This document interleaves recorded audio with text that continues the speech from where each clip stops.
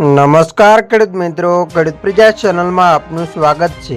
આજે તારીખ 23 ઓક્ટોબર 2025 સવારના મહત્વના હવામાન સમાચાર ચેનલમાં નવા હો તો સબસ્ક્રાઇબ કરી લેજો।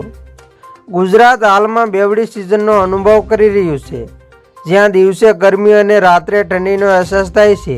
આ શિયાળાની શરૂઆત પહેલા બંગાળની ખાડી અને અરબી સમુદ્રમાં બે સક્રિય હવામાન પ્રણાલીઓને કારણે રાજ્યના વાતાવરણમાં મોટો ફેરફાર થવાની શક્યતા છે।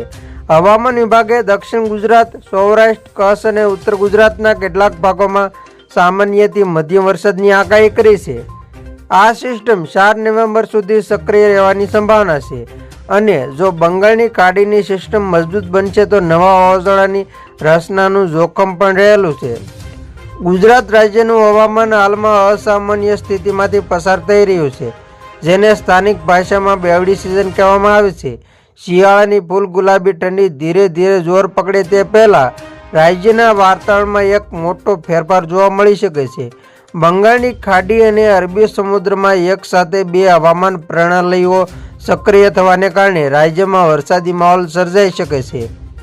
હવામાન વિભાગના જણાવ્યા અનુસાર આ સિસ્ટમની અસર હેઠળ દક્ષિણ ગુજરાતના ડાંગ, વલસાડ, નવસારી અને નજીકના દરિયાકાંઠાના વિસ્તારોમાં સામાન્યથી હળવો વરસાદ નોંધાઈ શકે છે। આ ઉપરાંત સૌરાષ્ટ્ર, કચ્છ અને ઉત્તર ગુજરાતના ભાગોમાં પણ હળવા વરસાદની સંભાવના વ્યક્ત કરવામાં આવી છે। આ બંને સિસ્ટમ નવેમ્બર સુધી સક્રિય રહેવાની શક્યતા છે। હાલમાં રાજ્યના વાતાવરણમાં ભેજનું પ્રમાણ વધ્યું છે, જે વરસાદ માટે અનુકૂળ છે। બંગાળના ઉપસાગરથી સક્રિય પ્રણાલી વધુ મજબૂત બનશે તો નવા વાવાઝોડાની રચના થવાની પણ સંભાવના વ્યક્ત કરવામાં આવી છે।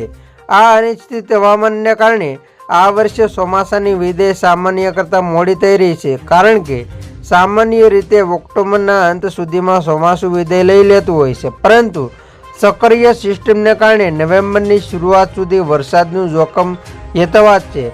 આગામી દિવસોમાં રાજ્યના કેટલાક ભાગોમાં ઠંડીની શરૂઆત સાથે ભેજયુક્ત હવા અને વાદળછાયા વાતાવરણનો પ્રભાવ પણ જોવા મળશે। તો ખેડૂત મિત્રો, આ હતા સવારના મહત્વના હવામાન સમાચાર। ફરી વખત મળશું નવી અપડેટ સાથે, ત્યાં સુધી જોતા રહેજો ખેડૂત પ્રજા યુટ્યુબ ચેનલ।